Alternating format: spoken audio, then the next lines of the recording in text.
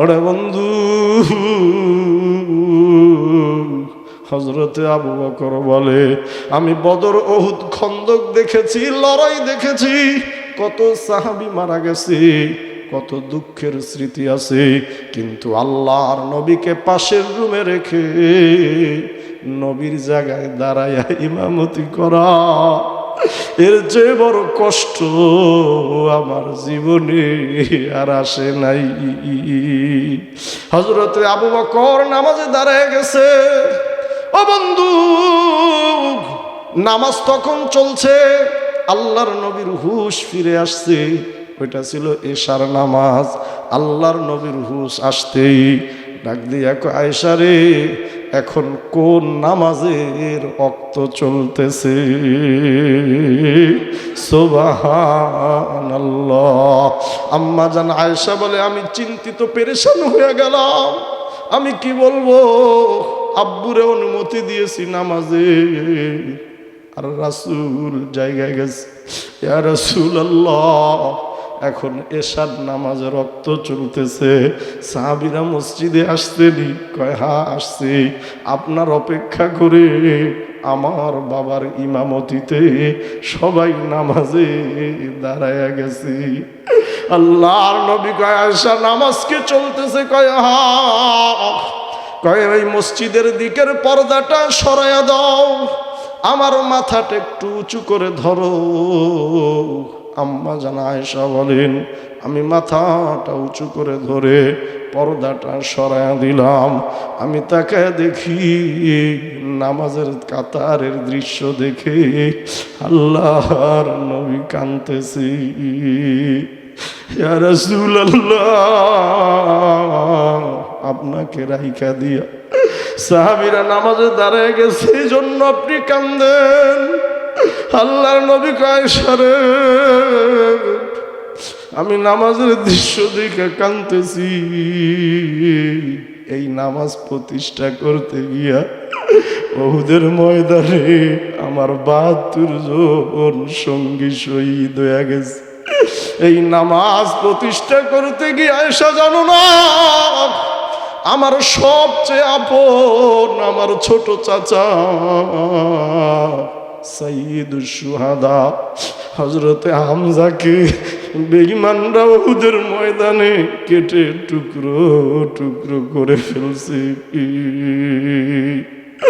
এই নামাজ প্রতিষ্ঠা করতে গিয়া উহুদে, বদরে, খন্দকে আমার শত সহস্র সাহাবী জীবন দিস। ও আয়েশা, আজকে আমি রাসূল নাই,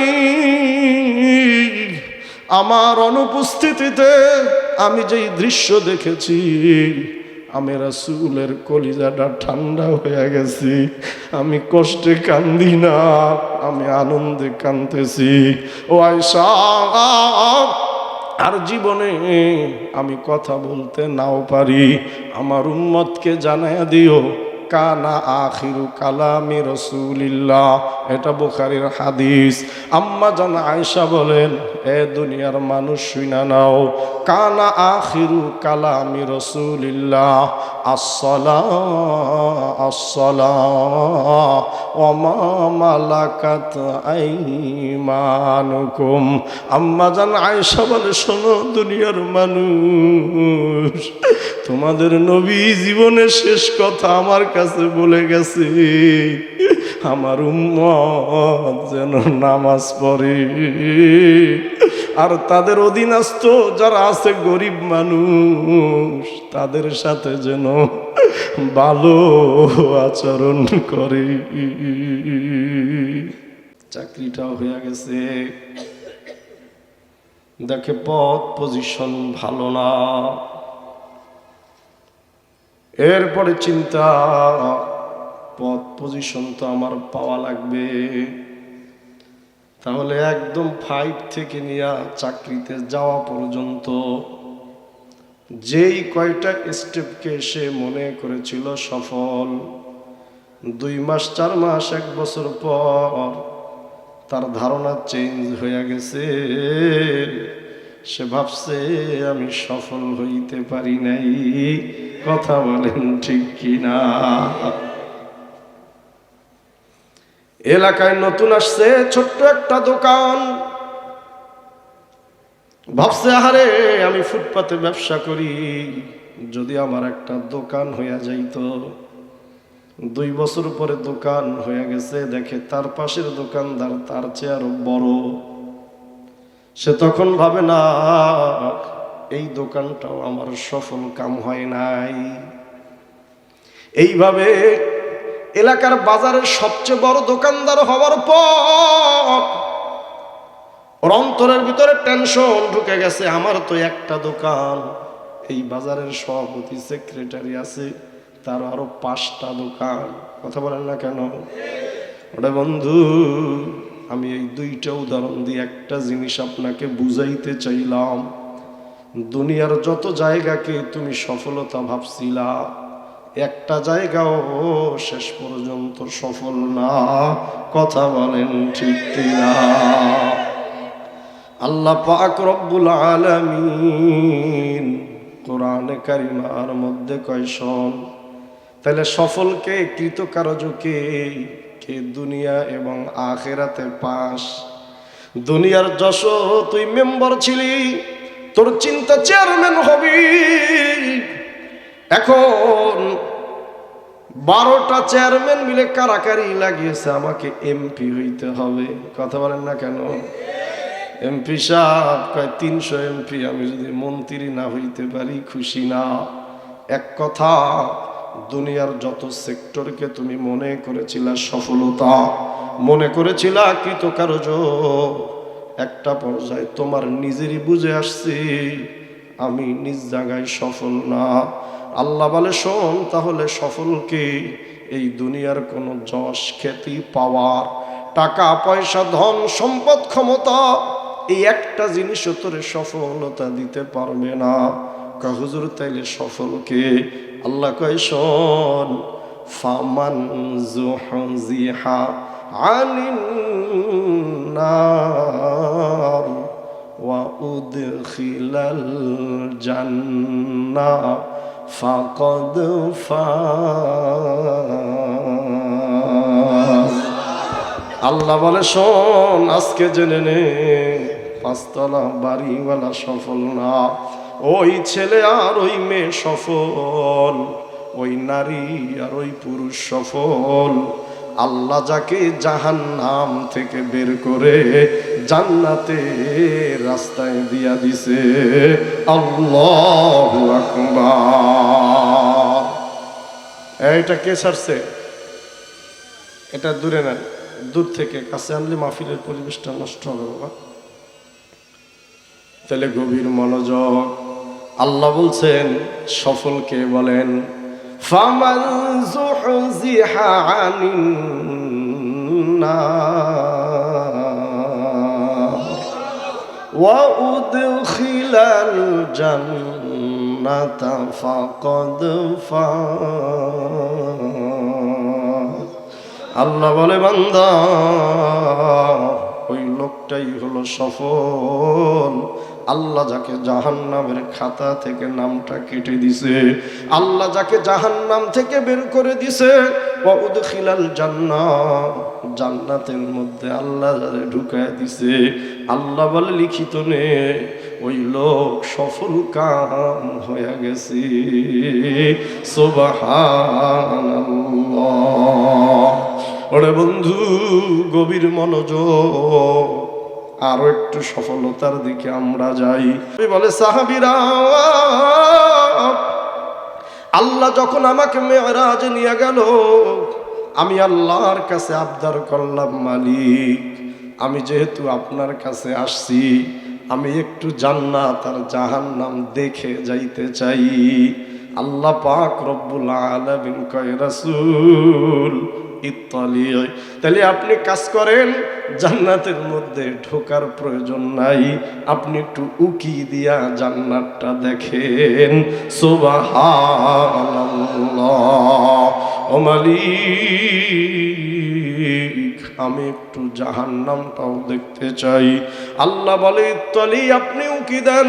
আল্লাহর নবী বলে ফাত্তালাতু ফিল জান্নাহ, আমি এই কথা বলার পর জান্নাতের কাছে গিয়া আমি জান্নাতের মধ্যে একটু উকি দিলাম। ফারাআইতু আকসার আহলিহা আল ফুকারা, আমি জান্নাতের মধ্যে উকি দিয়া দেখি ওই জায়গায় অধিকাংশ মানুষ হইল গরিব। আল্লাহু আকবার। আল্লাহর নবী বিশ্ব নবী কয় জিবরাইল, আমি জান্নাতের মধ্যে উকি দিলাম। ফারাআইতু আকসার আহলিহা আল ফুকারা, আমি জান্নাতের মধ্যে উকি দিয়া দেখি অধিকাংশ মানুষ হলো গরিব। কারণ কি? জিবরাইল মুস্কি হাসি দিয়া কয় রাসূল, একদম সহজ কথা, দুনিয়ায় যার বোঝা বেশি, এক জায়গায় যাইতে এবং নামতে তার দেরিও লাগে বেশি। আল্লাহু আকবার। বাসের ভিতরে উঠবে, কয় মাল যার কম আগে ওঠেন, কথা বলেন না কেন? যার বেশি একটু পরে, আসতে বুঝা নেই। হযরত জিবরাইল কয় ইয়া রাসূলুল্লাহ, আপনি জান্নাতের মধ্যে উকি দিছেন, আর একটু সময় উকি দেন। আল্লাহু আকবার। আল্লাহর নবী উকি দিয়া জান্নাত দেখে অধিকাংশ মানুষগুলা হলো গরিব। আল্লাহর নবী ডাক দিয়া কয় রব্বুল আলামিন, তুমি আমার একটা কাজ করো, আমাকে বাদশাহী নবুয়ত দিও না। এই দুনিয়ায় অনেক নবী ছিলেন বাদশাহ। হযরতে দাউদ আলাইহিস সালাম বাদশাহ, তার সন্তান হযরতে সুলাইমান পৃথিবীর সবচেয়ে বড় বাদশাহ এবং নবী। আল্লাহর নবী কয় না, আমি বাদশাহী নবুয়ত চাই না, আপনি আমাকে গরিব নবী বানান। আমি এক বেলা খাবো, শুকরিয়া আদায় করব, আর এক বেলা খাবো না, আমি ধৈর্য ধারণ করব। সুবহানাল্লাহ। ওরে বন্ধু, আমরা ভুল জানি, অনেকে কয় রাসূল গরিব ছিল। আরে আল্লাহর নবী 25 বছর বয়সে যেই মেয়েটাকে বিবাহ করেছে সে ছিল মক্কার সবচেয়ে ধনী। আল্লাহু আকবার। তাহলে যার স্ত্রী সবচেয়ে বড় ধনী সে গরিব হয়নি, কথা বলেন না কেন? আল্লাহ পাক রব্বুল আলামিন ওই জামানার শ্রেষ্ঠ বংশে জন্ম দিছে। রাসূল যখন রানিং, নবী রানিং যখন প্রধানমন্ত্রী, ও বন্ধু, আল্লাহর নবী চাইলে হাজার হাজার কোটি কোটি টাকার মালিক হয়ে যাইতেন। আল্লাহর নবী কয় না, আমি জান্নাতের মধ্যে উকি দিয়ে দেখছি অধিকাংশ হলো গরিব। এই জন্য আমি বলছি মালিক, তুমি আমার গরিব নবী বানাও। সুবহানাল্লাহ। এখন আল্লাহর নবী আরো উদাহরণ দেয়, কয় ও সাহাবীরা, তোমাদের মধ্যে তো ধনীর অভাব নাই, টাকা পয়সা ধন সম্পদের অভাব নাই। আমি জান্নাতে উকি দিয়া জান্নাত দেখতেছি, গরিব মানুষের চেহারাগুলা দেখি, কিন্তু কোনো আওয়াজ নাই। হঠাৎ আমার কর্ণকুহুরে আমার কানে মনে হলো কার পায়ের যেন আওয়াজ পাওয়া যায়। ওরে বন্ধু, এক একজন এক এক রকম হাঁটে। চাচা হেঁটে যায়, ভাতিজা বোঝে আমার ছোট চাচা যাইতেছে। ইমাম সাহেবের এক ধরনের হাঁটার একটা আওয়াজ। আল্লাহর নবী বিশ্ব নবী কয় ও সাহাবীরা, আমি জান্নাতে উকি দিয়া জান্নাত দেখতেছি, অধিকাংশ গরিব, কোনো আওয়াজ নাই। হঠাৎ দেখি দুনিয়ায় কার যেন একটা পায়ের ধ্বনি শোনা যায়। আমি ওই সময় অনুভব করলাম ওই জান্নাতে হযরত বিলালের পায়ের আওয়াজ। সুবহানাল্লাহ। ওরে বন্ধু, আপনারা জানেন হযরত বিলাল রাদিয়াল্লাহু তাআলা আনহু সাহাবীদের মধ্যে দেখতে তেমন সুন্দর ছিল না, বংশ ছিল গোলাম, আসছে সেই হাবশা থেকে, কিন্তু জান্নাতে তার পায়ের ধ্বনি আল্লাহর নবীর কানে শোনা যায়। সুবহানাল্লাহ। আল্লাহর নবী দুনিয়া আসলেন, ডাক দিলেন বেলাল। কত সাহাবী আমার সাথে, জান্নাতেও কি দিলাম আমি একা, পায়ের ধ্বনি শুনতে পাই, তার মানে তুমি জান্নাতি, আমল কি করো? হযরত বিলাল কয়, ইয়া রাসূলুল্লাহ, সবাই যে আমল আমারও একই আমল, আমি একটা আমল ব্যতিক্রম করি, যখন আমি ওযু বানাই, ওযুটা বানাইয়া মসজিদে গিয়া 2 রাকাত নামাজ আদায় করি। সুবহানাল্লাহ। আল্লাহ তুমি দয়ার সাগর, রহমানুর রহিম, তোমার দয়ায় পূর্ণ আমার সারা নিশিদিন। তুমি মিটাও সকল চাওয়া, দুদিন আগে পরে তোমার কাছে সকল পাওয়া, সবই তোমার তরে। তোমার পথে চললে জানি আসবে যে সুদিন, তোমার দয়ায় পূর্ণ আমার সারা নিশিদিন। ওরে বন্ধু, আমলটা কিন্তু অত্যন্ত ছোট, এত ছোট আমল কেউ কল্পনাও করে নাই। এটা ফরজও না, ওয়াজিবও না, আপনার উপর কোনো দায় দায়িত্ব নাই, শুধু একটা বুঝ, আমি পবিত্র হইয়া আল্লাহর ঘর মসজিদে ঢুকেছি, শুকরিয়া আদায় করতে 2 রাকাত নামাজ আদায় করলাম। দুনিয়ায় চেহারা নাই, সৌন্দর্য নাই, কিন্তু জান্নাতের মধ্যে তার পদধ্বনি শোনা যায়। সুবহানাল্লাহ। এই জন্য টাকা নাই, পয়সা নাই, ধন সম্পদ নাই, যশ খ্যাতি পাওয়ার কিচ্ছু নাই, আল্লাহর নবী বলে কোনো কিছুর প্রয়োজনও নাই। এই সফলতার একটা মাপকাঠিও না, এটা হলো একটা ধোঁকা।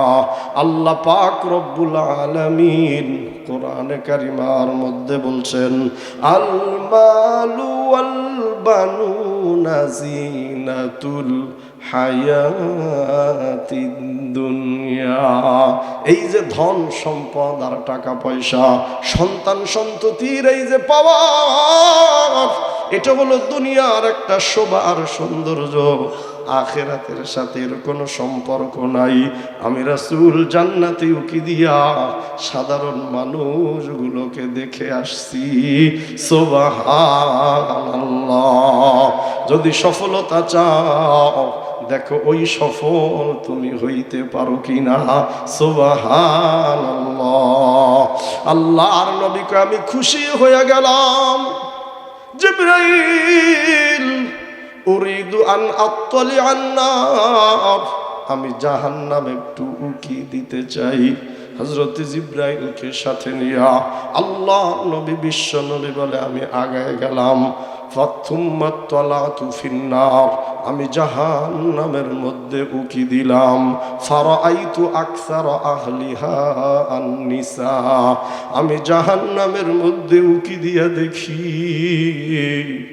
জাহান্নামে যারা আছে অধিকাংশ হইল নারী। ও পর্দার আলের মা, আমি আপনাকে ছোট করছি না, আপনাকে ছোট করার জন্য আমি আসিও নাই।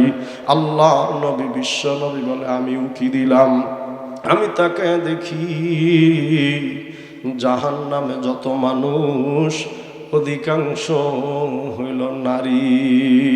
আল্লাহর নবী, বিশ্ব নবী ডাক দিয়ে কই, জিবরাইল এই দুনিয়ায় চুরি ডাকাতি ছিনতাই মারামারি রাহাজানি চাঁদাবাজি যত গুনাহ আছে অধিকাংশ করে পুরুষেরা। কথা বলেন না কেন? যত চুরি হয় করে কারা? কথা বলেন না কেন? যত ডাকাতি হয় কারা? বাংলাদেশে 100 খুন হইলে করে কারা? ও জিবরাইল, দুনিয়ায় সমস্ত গুনায় পুরুষের সংখ্যা বেশি, কিন্তু জাহান্নামে আমি কেন নারীদেরকে বেশি দেখলাম? হযরতে জিবরাইল জবাব দেয়, ইয়া রাসূলুল্লাহ, জিরমুহু সগীর ওয়া জুরমুহু কাবীর। মানুষের এই 3.5 হাত বডির মধ্যে 2টা অঙ্গ আছে অত্যন্ত ছোট, কিন্তু এর অপরাধ বড় ভয়ঙ্কর। মা বাইনা লিহিয়াইহি ওয়া মা বাইনা রিজলাইহি, একটা হলো এই চোয়ালের মাঝখানের জিহ্বা, 2 রানের মাঝখানে লজ্জায় স্থান। ইয়া রাসূলুল্লাহ, এই জিহ্বার দোষে নারীরা জাহান্নামে বেশি। নাউযুবিল্লাহ। এটার উপরে কন্ট্রোল নাই। আল্লাহর নবী চোখের পানি ছেড়ে দিলেন। জিবরাইল বলো কি? আল্লাহর নবী বলে, এই দুনিয়ায় যত জিনিস আমার চোখের শীতলতা দান করে, এটার মধ্যে একটা হলো নামাজ, আর একটা হলো আমার স্ত্রী আর কন্যারা। সুবহানাল্লাহ। তার মানে রাসূল মহিলাদেরকে কত ভালোবাসছে। আল্লাহর নবী বলে, জিবরাইল, জাহান্নামে এদের সংখ্যা বেশি কেন? ইয়া রাসূলুল্লাহ, মা বাইনা লিহিয়াইহি, 2 চোয়ালের মাঝখানে যেই জিহ্বা আছে, এই জিহ্বার দোষে নারীরা জাহান্নামে বেশি। চিৎকার মেরে বলুন নাউযুবিল্লাহ। ও পর্দার আলের মা, আমি আপনাকে ছোট করার জন্য আসি নাই। আল্লাহর নবীর মন খারাপ হয়ে গেল। ও জিবরাইল, কারণ কি? কয়, 1 নম্বরের দোষ, মা বোনেরা সবচেয়ে পৃথিবীতে যাকে বেশি ভালোবাসে, যাকে বেশি মহাব্বত করে, তার ছেলে এবং তার মেয়ে। কথা বলেন ঠিক কিনা? যেই বোনের বাচ্চা হয়েছে, সারা পৃথিবী একদিকে, তার সন্তান একদিকে। কথা বলেন না কেন? কিন্তু এই মা তার পৃথিবীর সবচেয়ে আপন এই ছেলে আর মেয়েকে অভিশাপ আর গালি দেয় বেশি।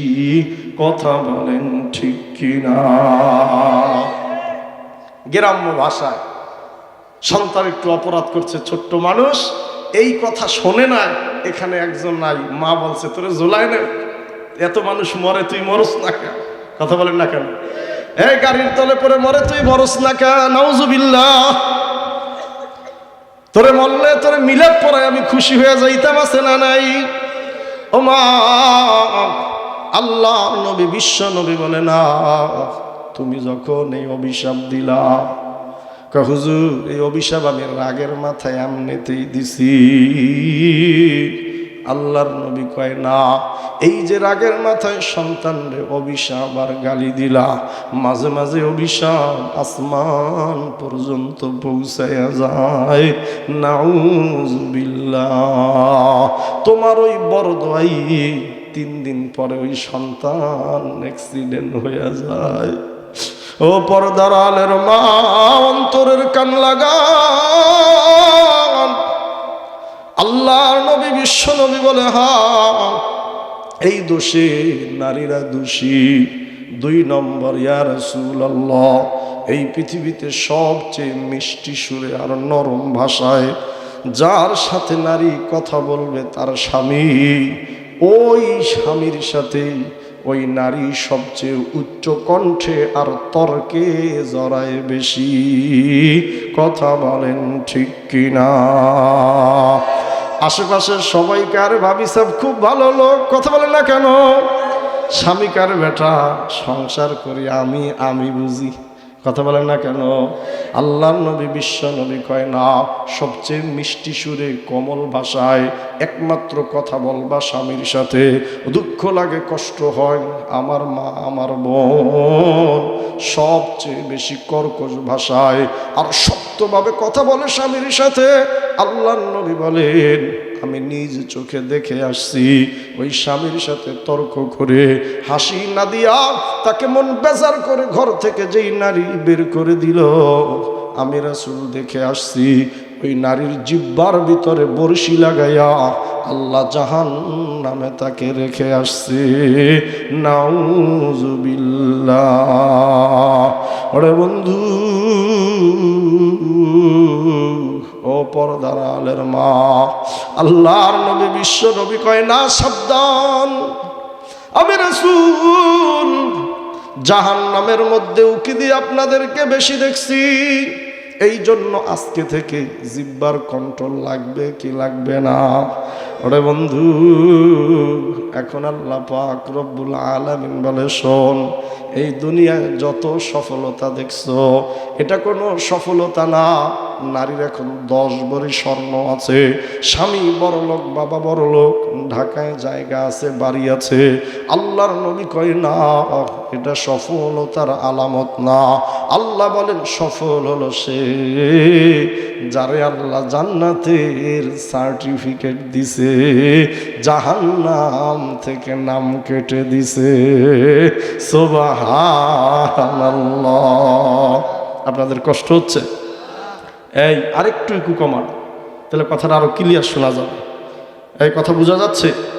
তাহলে আল্লাহ পাক রব্বুল আলামিন সফলতা বললেন জান্নাতে যাওয়া আর না যাওয়া। কথা বলেন না কেন? আমি আর আপনি সফলতা ভাইবা নিলাম ঢাকায় বাড়ি হওয়া আর না হওয়া। কথা বলেন ঠিক কি না? এখন প্রশ্ন, হুজুর যেই জান্নাতকে আল্লাহ সফল বলেছেন ওই জান্নাতে যাব কিভাবে? আল্লাহ বলে যদি 6টা কাজ কেউ করতে পারে, 6 গুণ যদি মুমিনের মধ্যে থাকে, তারে শুধু সাধারণ জান্নাত আমি দিব না, আমি আল্লাহ পাক রব্বুল আলামিন ঘোষণা দিলাম আমি তারে জান্নাতুল ফেরদাউসের মালিক বানায়া দিব। সুবহানাল্লাহ। কয় হুজুর 6 গুণ কি? আল্লাহ বলে নম্বর 1, قد أفلح المؤمنون الذين هم في صلاتهم خاشعون।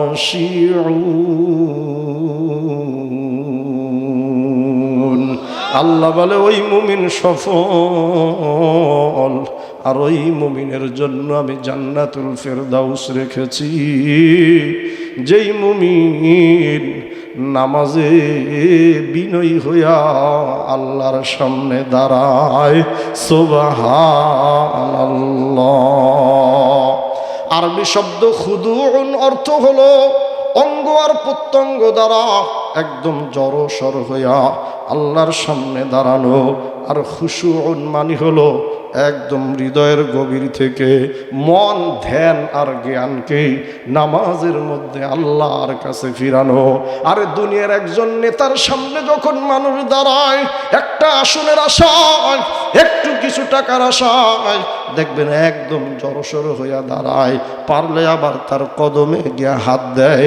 কথা বলেন ঠিক কিনা? আমরা যখন ওস্তাদ মুরব্বির সামনে গিয়া দাঁড়াই, কাসুমাসু করি, দেখি আমার শরীরে কোনো যেন নাড়াটাও পর্যন্ত না লাগে, আমার মুখ থেকে যেন দুর্গন্ধ বের না হয়। সুন্দর পোশাক পরে অফিসার আর বসের সামনে গিয়া দাঁড়াই। আল্লাহ বলে শোন, যদি তুই সফল হইতে চাও, যদি জান্নাতুল ফেরদাউসের মালিক হইতে চাও, 1 নম্বর নামাজের মধ্যে বিনয়ী ভাব প্রকাশ করা লাগবে। সুবহানাল্লাহ। আল্লাহর নবী 2টা শব্দ উল্লেখ করেছেন হাদিসে, একটা হলো খুদুউন, আল্লাহ কোরআনে বলে খুশুউন। খুদুউন মানে হলো অঙ্গ প্রত্যঙ্গ, হাত পাও, কপাল, চেহারা, এটা নামাজের ভিতরে একদম নত করে দিবা। শুধু হাত পা আর চেহারা নত করলে হবে না। আল্লাহ বলে খুশুউন, তোর অন্তর আর দিল নামাজের মধ্যে রাখবি। সুবহানাল্লাহ। অনেকে কয় হুজুর এমন একটা বিষয় বললেন, হুজুর এই দিকে আমার মন নাই। কথা বলেন ঠিক কিনা? আল্লাহর নবী বিশ্ব নবী বলে না, বুখারীর হাদিস কিতাবুল ঈমান, কয় ইসলাম হলো 5টা জিনিসের স্তম্ভ, এর 2 নম্বর হলো নামাজ। আম্মা জান আয়েশা বলে, ও দুনিয়ার মানুষ শোনো, বারবার কোরআনে বারবার হাদিসের মধ্যে নামাজের কথা এমনিতেই আসে নাই। আম্মা জান আয়েশা বলতেছে, শোনো ও যুবক, এই একটা মেসেজ দিয়া যায়, তুমি জান্নাতি হবা, তুমি সফল কাম হবা। আম্মা জান আয়েশা বলে, শোনো, আল্লাহর নবী ইন্তেকাল করলেন সোমবার, এর আগের বুধবার আল্লাহর নবী অসুস্থ, আল্লাহু আকবার, মৃত্যুবরণ করার আগের দিন আসর এবং মাগরিবের নামাজে আল্লাহর নবী এত অসুস্থ, একা একা হেঁটে হেঁটে মসজিদে যাইতে পারে না। ওরে বন্ধু, আম্মা জান আয়েশা বলে, রাসূল এত অসুস্থ, একা একা হেঁটে হেঁটে মসজিদে যাইতে পারে না, এরপরেও রাসূল নামাজ আর জামাত ছাড়ে নাই। 2 জন সাহাবীর কাঁধের উপরে ভর দিয়া আল্লাহর নবী মসজিদে গেছে। সুবহানাল্লাহ। ওরে বন্ধু, যেই নবীর জীবনের সব গুনাহ মাফ, যেই নবী জান্নাতে না গেলে জান্নাতের দরজাটা খোলা হবে না, তার এত সুস্থতার মধ্যে নামাজের যাওয়ার প্রয়োজন কি? প্রয়োজন হলো উম্মতকে গুরুত্ব বুঝানো। কথা বলেন ঠিক কিনা? আসর আর মাগরিবে 2 জনার কাঁধের উপরে ভর দিয়া, ও বগুড়ার যুবক, আল্লাহ নবী মসজিদে গেলেন, 1 কান 2 কান করে এই কথা গোটা মদিনায় ছড়ায় গেছে। এ শুনছনি, আল্লাহর নবী অসুস্থ, নবীজি তো কখনো এত অসুস্থ হয় নাই। শুনছি আসর মাগরিব নবী বসে বসে পড়েছে, সমস্ত সাহাবীরা অন্তরের ভিতরে একটা ভয় সৃষ্টি হয়ে গেছে, তাইলে কি আমাদের কপালে আল্লাহর নবীর পিছে নামাজ পড়ার সৌভাগ্য মনে হয় আর হবে না? আরে বন্ধু,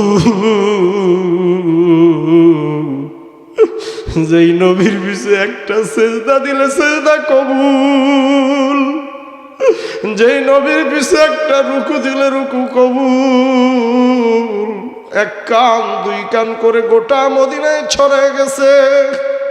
শুনছনি, আল্লাহর নবী আজকে মসজিদে এসে বসে বসে নামাজ পড়ছে। সাহাবীরা রাসূলের খোঁজ খবর নেওয়ার জন্য একদম সর্বোচ্চ 7 কিলোমিটার দূর থেকে এশার নামাজে সবাই জমা হয়ে গেছে। সকলের চোখে পানি। আসর মাগরিবে তো নবী আসছে, তাহলে এশার নামাজে আল্লাহর নবী আসবেনি। ওরে বন্ধু, আজান হয়ে গেছে, আল্লাহর নবী আসে না। সাহাবীদের মধ্যে অস্থিরতা শুরু হয়ে গেছে, আল্লাহর নবী কি নামাজে আসবে না? রাসূলের পিছনে নামাজ পড়ার সৌভাগ্য কি হবে না? না, নামাজের টাইম ওভার। সবাই গিয়া আবু বকর ঘরের ভিতরে গিয়া খোঁজ নাও, নবী নামাজে আসবেনি। ঘটনা বড় দীর্ঘ।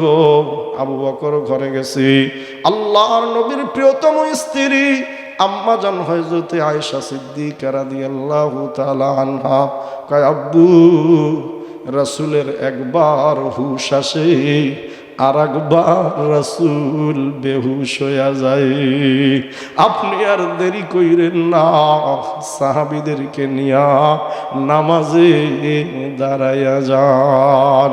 ওরে বন্ধু,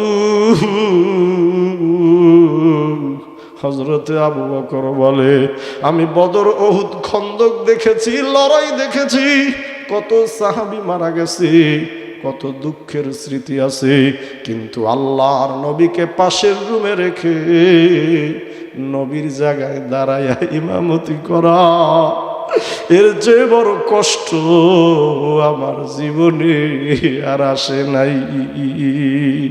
হযরতে আবু বকর নামাজে দাঁড়ায় গেছে, ও বন্ধু, নামাজ তখন চলছে, আল্লাহর নবীর হুশ ফিরে আসছে। ওইটা ছিল এশার নামাজ। আল্লাহর নবীর হুশ আসতেই ডাক দিয়ে আয়েশা রে, এখন কোন নামাজের ওয়াক্ত চলতেছে? সুবহানাল্লাহ। আম্মা জান আয়েশা বলে, আমি চিন্তিত পেরেশান হয়ে গেলাম। আমি কি বলবো, আব্বুরে অনুমতি দিয়েছি নামাজে, আর রাসূল জায়গায় গেছে। ইয়া রাসূলুল্লাহ, এখন এশার নামাজের রক্ত চলতেছে, সাহাবীরা মসজিদে আসছেনি? কয় হ্যাঁ আসছে। আপনার অপেক্ষা করে আমার বাবার ইমামতিতে সবাই নামাজে দাঁড়ায়া গেছে। আল্লাহর নবী কয় আয়েশা নামাজ কি চলতেছে? কয় হ্যাঁ।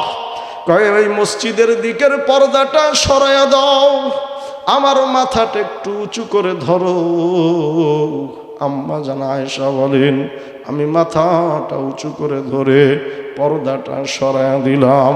আমি তাকায় দেখি, নামাজের কাতারের দৃশ্য দেখে আল্লাহর নবী কাঁদতেছি। ইয়া রাসূলুল্লাহ, আপনাকে রাইখা দিয়া সাহাবীরা নামাজে দাঁড়ায় গেছে, এই জন্য আপনি কান্দেন। আল্লাহর নবী কয় আয়েশা রে, আমি নামাজের দৃশ্য দেখে কাঁদতেছি। এই নামাজ প্রতিষ্ঠা করতে গিয়া উহুদের ময়দানে আমার ৭২ জন সঙ্গী শহীদ হয়ে গেছে। এই নামাজ প্রতিষ্ঠা করতে গিয়ে আয়েশা জানো না, আমার সবচেয়ে আপন আমার ছোট চাচা সাইয়্যিদুশ শুহাদা হযরতে হামজাকে বেঈমানরা উহুদের ময়দানে কেটে টুকরো টুকরো করে ফেলছে। এই নামাজ প্রতিষ্ঠা করতে গিয়া উহুদে, বদরে, খন্দকে আমার শত সহস্র সাহাবী জীবন দিস। ও আয়েশা, আজকে আমি রাসূল নাই, আমার অনুপস্থিতিতে আমি যেই দৃশ্য দেখেছি, আমি রাসূলের কলিজাটা ঠান্ডা হয়ে গেছি। আমি কষ্টে কান্দি না, আমি আনন্দে কাঁদতেছি। ও আয়েশা, আর জীবনে আমি কথা বলতে নাও পারি, আমার উম্মতকে জানায়া দিও, কানা আখিরু কালামি রাসূলিল্লাহ। এটা বুখারীর হাদিস। আম্মা জান আয়েশা বলেন, এ দুনিয়ার মানুষ শুনা নাও, কানা আখিরু কালামি রাসূলিল্লাহ আসসালাহ আসসালাহ ওয়া মা মালাকাত আইমানুকুম। আম্মা জান আয়েশা বলে, শোনো দুনিয়ার মানুষ, তোমাদের নবী জীবনের শেষ কথা আমার কাছে বলে গেছে, আমার উম্মত যেন নামাজ পড়ে, আর তাদের অধীনস্থ যারা আছে গরিব মানুষ, তাদের সাথে যেন ভালো আচরণ করে। ওরে বন্ধু, ওয়াজ বেশির প্রয়োজন নাই। বাবা জীবনে অনেক কথা বলে, সন্তান সব কথা মানে না, কিন্তু মৃত্যুর আগে বাবা যদি ছেলেরে ডাক দিয়ে একটা কথা বলে যায়, ছেলে যতই খারাপ হোক কয়, আব্বা আমার শেষকালে বইলা গেছে আমি এটা মানবো। সন্তান যত বড় ডাকাইত হোক, চোর হোক, মৃত্যুর আগে যদি মা একটা কথা বইলা যায়, ওই সন্তান জীবন দিয়ে মায়ের ওই কথা রক্ষা করে। সবাই কয়, কিরে তুই তো আগে এরকম করতি না? কয় না, আমার মা আমার আদেশ করে গেছি, আমার ভাই মারা গেছে, আমার শেষ একটা কথা বলে গেছি, তোমার আমার নবীর জীবনের শেষ কথা, উম্মত নামাজটা পইরা নে, আর তোদের অধিকাংশে অধীনস্থে যারা আছে তোরা মালিক আছো। মুতাআখিরিন উলামায়ে কেরাম কয় না, রাসূল বুঝায় গেছে যারা মালিক আছো তাদের অধীনস্থ শ্রমিকরা আছে, গরিব মানুষগুলো আছে, ও ধনীরা, ও বড় লোকেরা, ও নেতারা, এই গরিব দুঃখী অসহায় মানুষগুলোর সাথে ভালো আচরণ করিস। মন আমার যেতে চায় সোনার ওই মদিনায়, কেমনে যাব আমার তো আর টাকা পয়সা নাই। ও পাখি উড়ে যায়ও মদিনায়, সালাম দিও নবীর রওজায়। মন আমার যেতে চায় সোনার ওই মদিনায়, কেমনে যাব আমার তো আর টাকা পয়সা নাই। আল্লাহ বলে জান্নাত চাও, এক নম্বরের আমল, ওই লোক সফল। কদ আফলাহাল মুমিনুন আল্লাযীনা হুম ফি সালাতিহিম খাশিউন। এই জন্য কালকে না আজকে থেকে সিদ্ধান্ত, জীবনে যতদিন বেঁচে থাকবো, সব কথা নবীর মানতে পারি না, কিন্তু আমার নবী শেষ কথা বলে গেছে নামাজ। ইনশাআল্লাহ আজকে থেকে আমি ছাড়ব না। সবাই বলেন আমিন ইনশাআল্লাহ। নম্বর 2, আল্লাহ বলে সফলতা চাও, সেখানে সফলতা কি? ওয়াল্লাযীনা হুম আনিল লাগবি মুরিদুন। ওই লোক সফল যে অনর্থক আর বেহুদা কাজ থেকে সদা সর্বদা দূরে থাকে। সুবহানাল্লাহ। বেহুদা কাজে কখনো সময় নষ্ট করে না। আজকে আমাদের অনর্থক আর বেহুদা কাজে সময় নষ্ট হয় কি হয় না? ওরে বন্ধু, তোমার সময়ের অনেক দাম, মুমিনের ইমানের অনেক দাম। তার এক একটা সময় এত মূল্য। হুজুর কতটুকু মূল্য? আল্লাহু আকবার। মুমিনের প্রত্যেকটা সেকেন্ড একবার সুবহানাল্লাহ বললে আল্লাহ বলে জান্নাতে একটা গাছ হয়ে যায়। আল্লাহু আকবার। তাহলে সময় নষ্ট করার টাইম কোথায়? আল্লাহ বলে না, ওই মুমিন সফল না যে বেহুদা কাজে অনর্থক কাজে সময় নষ্ট করে।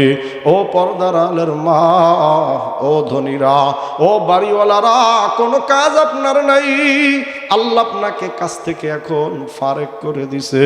আল্লাহ বলে শোন, এই সময়টাকে কাজে লাগাইস। আল্লাহর নবী বিশ্ব নবী বলেন ইগতানিম খামসান ক্বাবলা খামসিন। কয় 5টা জিনিস আসার আগে 5টা জিনিসের কদর কইরো।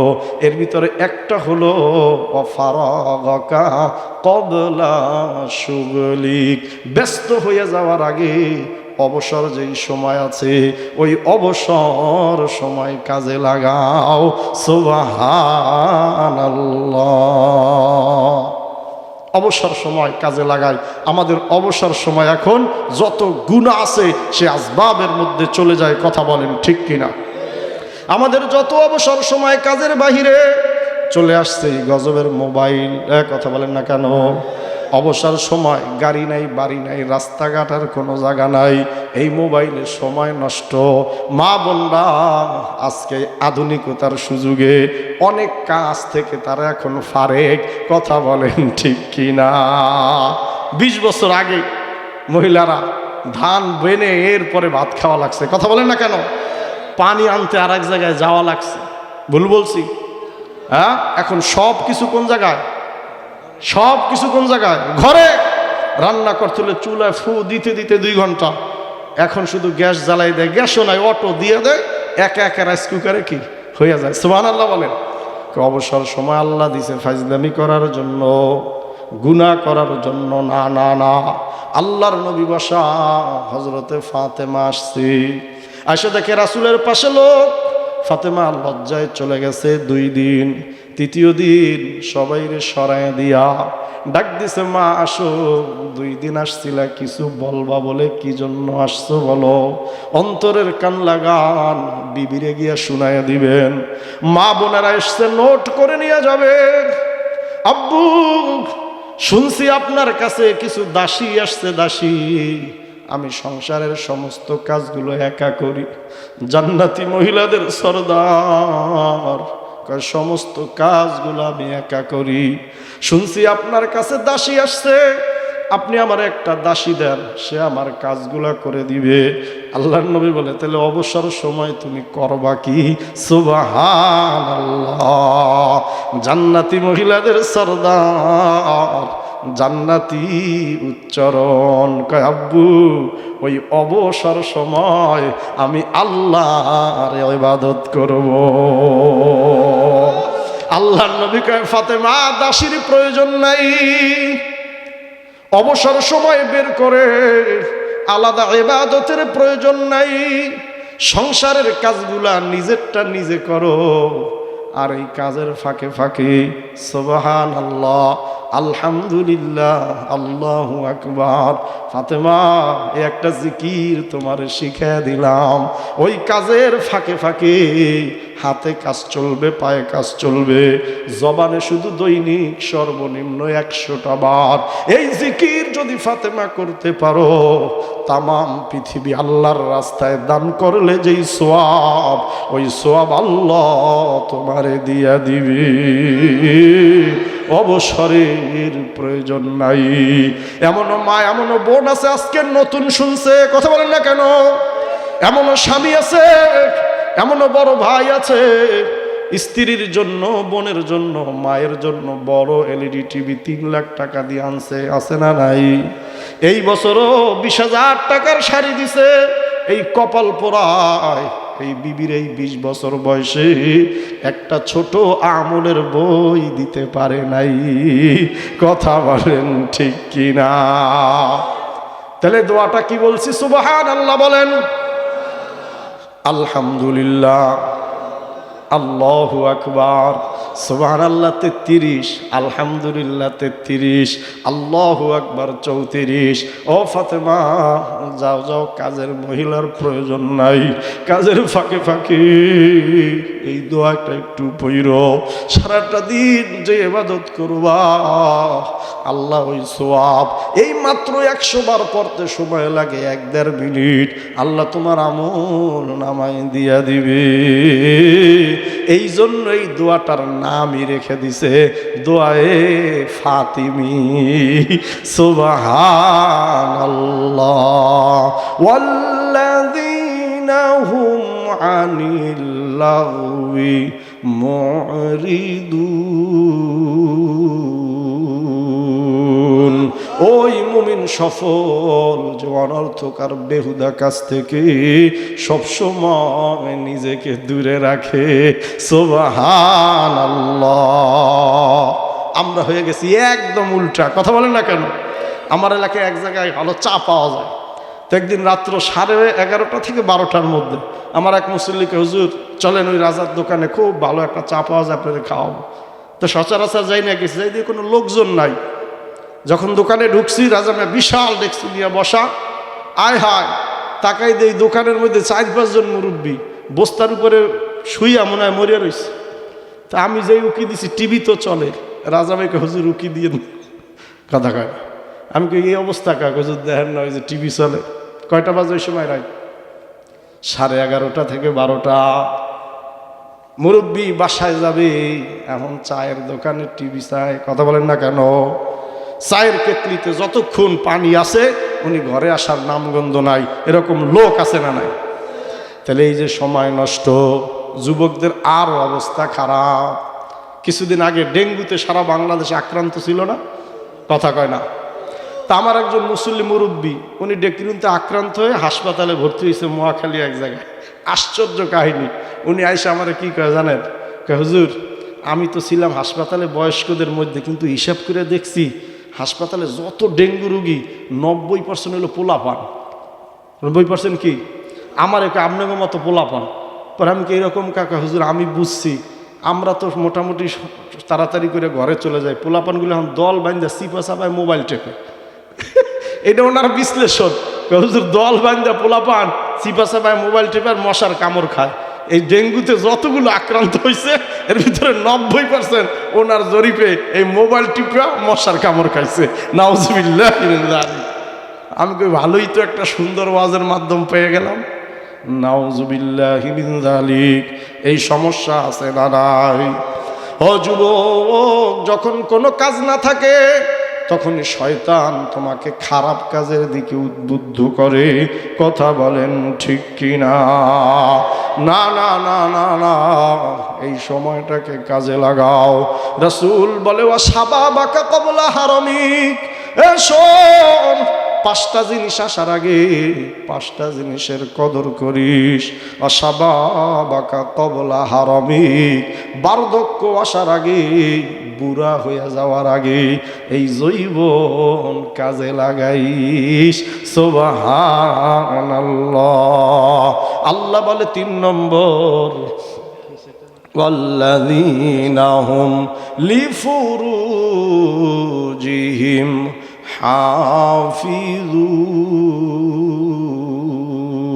হাফিজুন।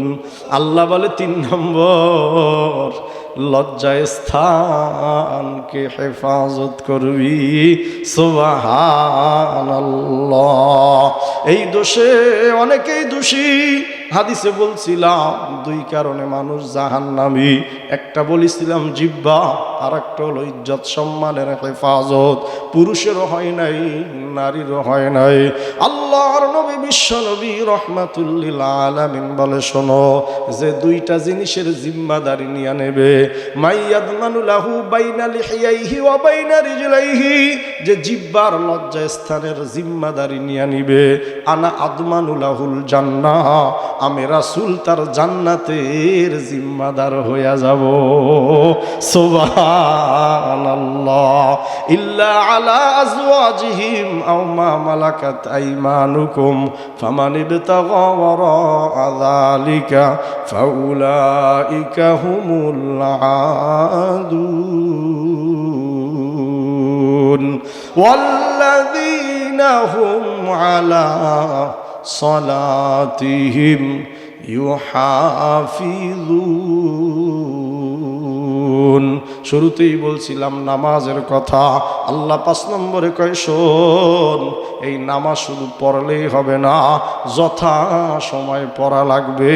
রাজি তো ইনশাআল্লাহ? সর্বশেষ আল্লাহ বলছেন, ওয়াল্লাযীনা হুম লিআমানাতিহিম ওয়া আহদিহিম রাউন। যারা মুমিন আছো, যে আমানত আছে আর প্রতিশ্রুতি আছে, এই আমানত আর প্রতিশ্রুতি তুই রক্ষা করবি। সুবহানাল্লাহ। এখন আমাদের মধ্যে আমানত রক্ষা হয় না। কথা বলেন ঠিক কিনা? প্রতিশ্রুতি রক্ষা হয় না। কথা বলেন ঠিক কিনা? একদম ব্যক্তি পর্যায় থেকে নিয়ে জাতীয় পর্যায় পর্যন্ত, ওয়ার্ড মেম্বার থেকে নিয়ে একদম প্রাইম মিনিস্টার পর্যন্ত আজকে আমানতের খেয়ানত চলতেছে আর ওয়াদার বরখেলাফ চলতেছে। কথা বলেন ঠিক কিনা? আল্লাহ বলে, বান্দা, এখান থেকে ফিরে আসবা। যদি তুমি এখান থেকে ফিরে আসতে পারো আর এই 6টা গুণ যদি অর্জন করতে পারো, জিহ্বা আর লজ্জাস্থানের যদি হেফাজত করতে পারো, আমি আল্লাহ তোর সুসংবাদ দিলাম, শোন, উলাইকা হুমুল ওয়ারিসুন আল্লাযীনা ইয়ারিসুনাল ফিরদাউস হুম ফিহা খালিদুন। আল্লাহ বলে, শোন, দুনিয়ার এটা সফলতা না, এই নামাজ, এই লজ্জাস্থানের হেফাজত, আমানতের খেয়ানত করিস না।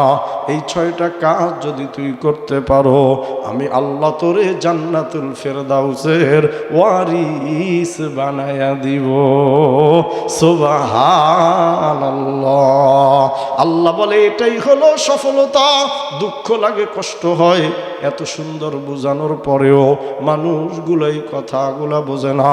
দুনিয়ার চাকচিক্য আর সৌন্দর্য, টাকা পয়সার যশ খ্যাতিকেই মানুষ প্রাধান্য দিয়া এটার এই সফলতা মনে করে, অথচ একবারের জন্য চিন্তা করে না যেই বাড়িটা আমি আছি এই জমি আমার নামে না, এই জমি আমার দাদার নামে। দাদা তো আজকে এখানে নাই। একবারের জন্য চিন্তায় আসে না আমি যেই বাড়িতে আছি একটা ইটও আমি লাগাই নাই, একটা দরজাও আমি এখানে এখনো দেই নাই, এই বাড়ি আমার বাবার করে দেওয়া। আল্লাহ পাক রব্বুল আলামিন বলে, বান্দা এই চিন্তা যখন করবি তখনই তুই সফলতার দিকে আগাবি।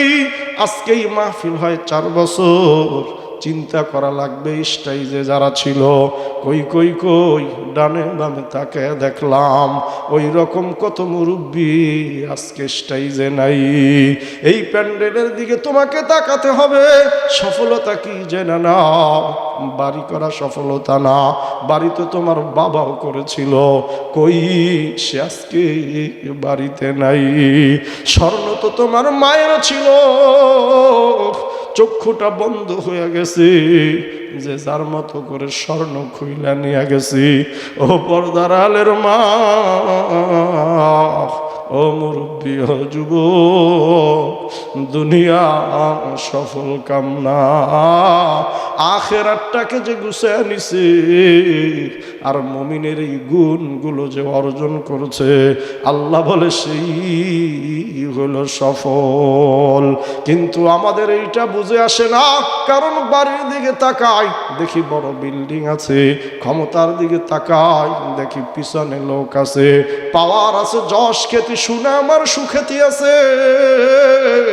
আল্লাহ পাক রব্বুল আলামিন বলে, চক্ষুটা বন্ধ করে ভেবে দেখ, এগুলো সব কিছু হইল মরিচিকা, এর কোনো স্থান আখিরাতে নাই।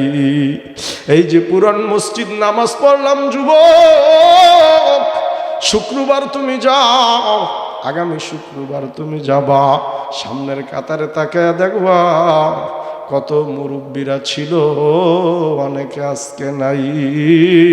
যদি আখিরাতটা সুন্দর হয় সফল, আর আখিরাত যদি ব্যর্থ হয়ে যায়, এই ধন সম্পদ টাকা পয়সা 2 পয়সার কোনো মূল্য নাই। এরপরেও আমরা দুনিয়ার প্রতি আসক্ত হইয়া আল্লাহ, আল্লাহর রাসূল আর আখিরাতকে ভুলে যাই। কথা বলেন ঠিক কিনা? সংসার সংসার কইরা ভবে গো, করলি না বন্দেগি,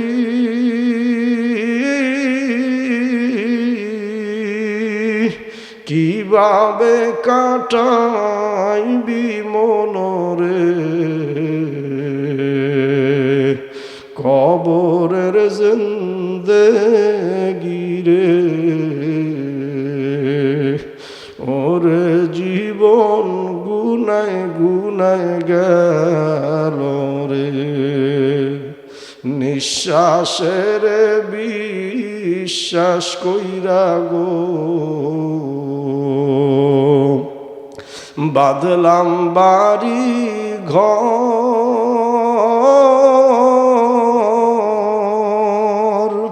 কোন দিন জানি আজরাইল আইসা রে, সবই করে পররে,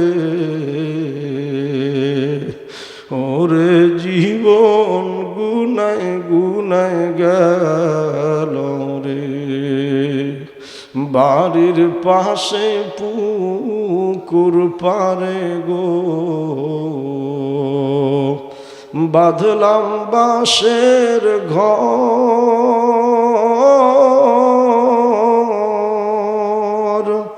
ভাইও নাই তোর বান্ধব নাই রে, কে লইবে খবর রে, ওরে জীব জীবন গুনায় গুনায় গেল রে, সংসার সংসার কইরা ভবে গো, করলি না বন্দেগি,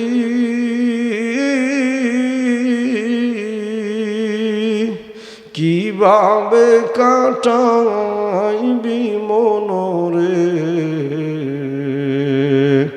কবরের জিন্দেগি রে,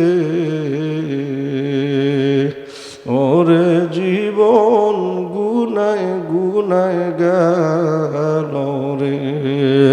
এই জন্য ইনশাআল্লাহ আজকে থেকে সিদ্ধান্ত নিব, একা একা ভেবে সিদ্ধান্ত নিব, দুনিয়ায় কিছু ব্যর্থ হইলেও, দুনিয়ায় অকৃতকার্য হইলেও ইনশাআল্লাহ আখিরাতে যেন সফল হইয়া যায়। সবাই বলেন আমিন। আয় আল্লাহ, এই মুমিনের এই 6টা গুণ অর্জন করে আমাদেরকে তুমি জান্নাতুল ফেরদাউসের মালিক বানায়া দাও। সবাই বলেন আমিন। পারা যাবে ইনশাআল্লাহ, এই 6টা গুণ অর্জন করা যাবে ইনশাআল্লাহ। আল্লাহ পাক রব্বুল আলামিন আমাদেরকে কবুল করুক। সবাই বলেন আমিন। ওয়া আখিরু দাওয়ানা আনিল হামদুলিল্লাহি রাব্বিল আলামিন।